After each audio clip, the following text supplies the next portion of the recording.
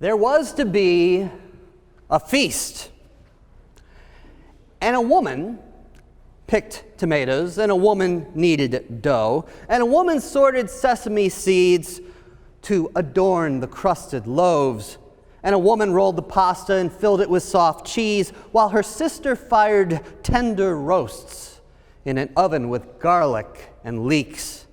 Then a woman set the table, while another rang the bell, and one put touches of icing on a cake to complete the spell, and then a man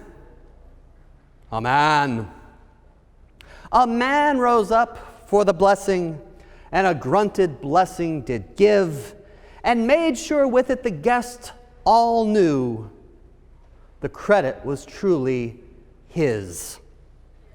Yes, made sure with it the guests all knew the credit was truly his. The 12 were with him, as well as some women who had been cured of evil spirits and infirmities. Mary, called Magdalene, from whom 7 demons had gone out, and Joanna, the wife of Herod's steward Chuza, and Susanna, and many others who provided for them out of their resources. You can add to those others Martha and another Mary, the sisters of Lazarus, who didn't seem to travel with Jesus, but who certainly helped to foot a lot of the bills. What do you notice? Do you notice how integral, how important women were not only to following Jesus, but to keeping the mission afloat? I had a friend in seminary. His name was Rob. He was actually a novitiate, a seminarian in the Roman Catholic Paulist order. I fell out of touch with him years ago, but I'm pretty sure Rob did not become a priest. He liked girls a little too much for that. But when discussions arose about whether women should be ordained, he always said the same thing.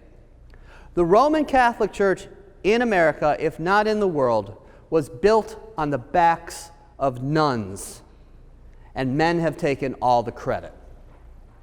What he was noting, and what I'm noting in my little poetry offering today, is the same thing.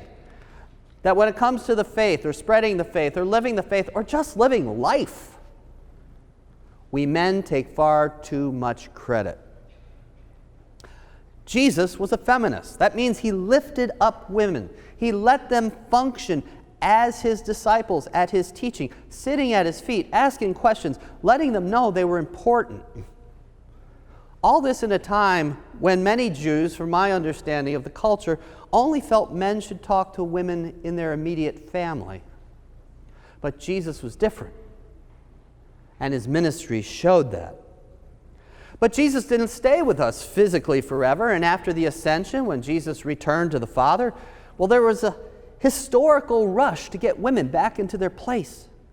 Christianity, in other words, rushed to look like the Mediterranean culture all around it. It rushed to quiet passages like the one before us today, or passages like the one in Paul that mentions casually, Phoebe is a deacon of the church.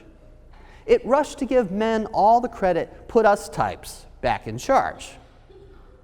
And this historical rush to get women back into their place is perhaps exemplified by the lies, yes, the lies the church began to tell about Mary Magdalene.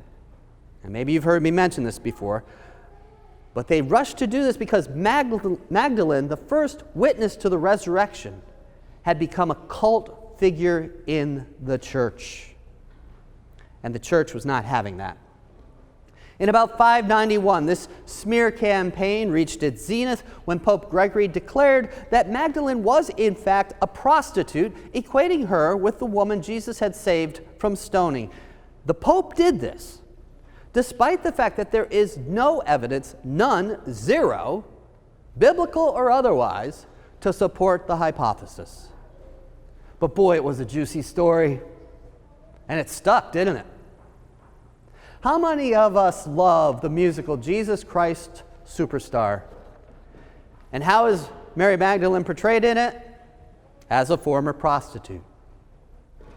What the Pope was doing, of course, was assuring the followers of Christ, as we tend to do, would accept this redeemed Mary into our ranks while also giving her a bit of the side eye.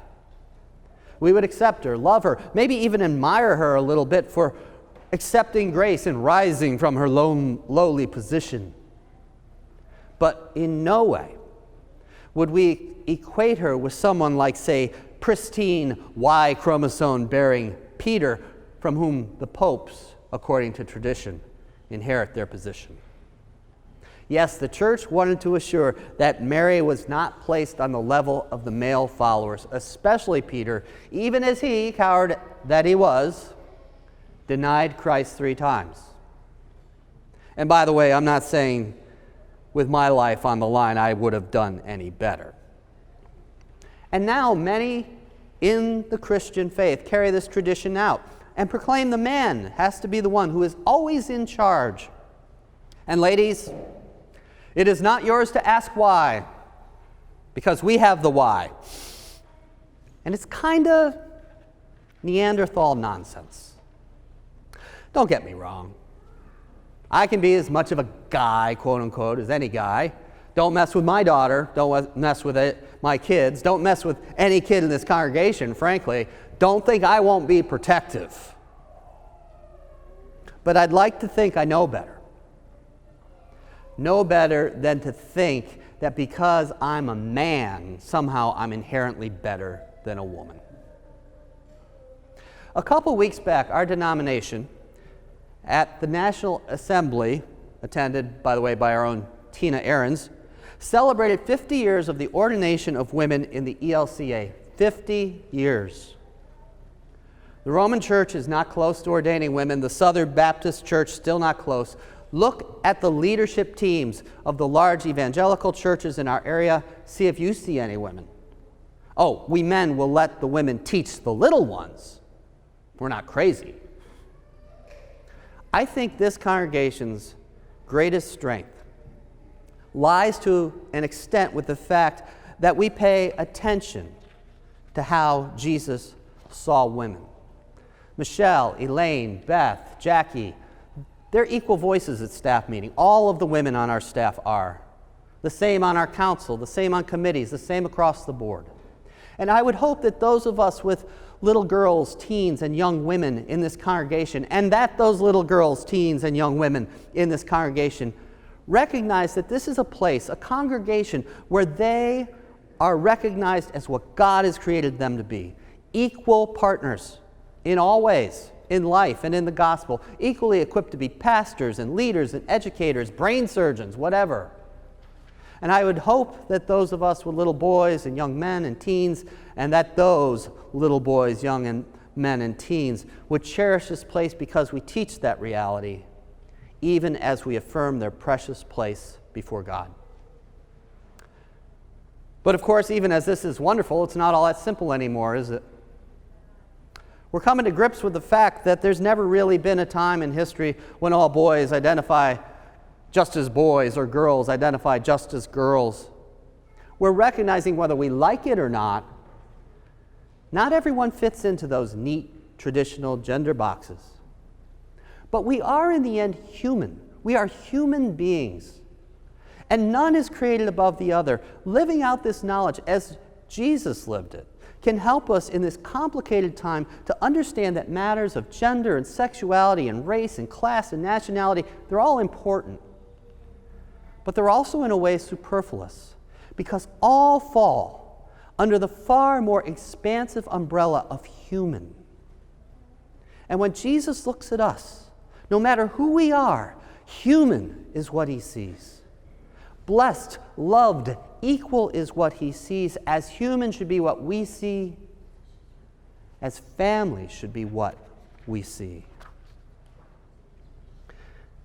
It's hard for us today to appreciate how radical our Lord was. We've whitewashed Jesus, inviting women to listen and participate in his teaching, talking to a fallen Samaritan woman on the street, saving a fallen woman from stoning, touching, healing lepers. It makes you wonder if he came back today, where Jesus might show up. And I would wager you'd be hard-pressed to find a place where Jesus would not go, where he would not be present, where he would not be seen, so that he could take the opportunity to tell the human beings there about God's love. And that God's love is for all, not one sex or gender first, with crumbs for the rest. I only hope my life reflects that kind of love. I hope that your hope for your life is the same.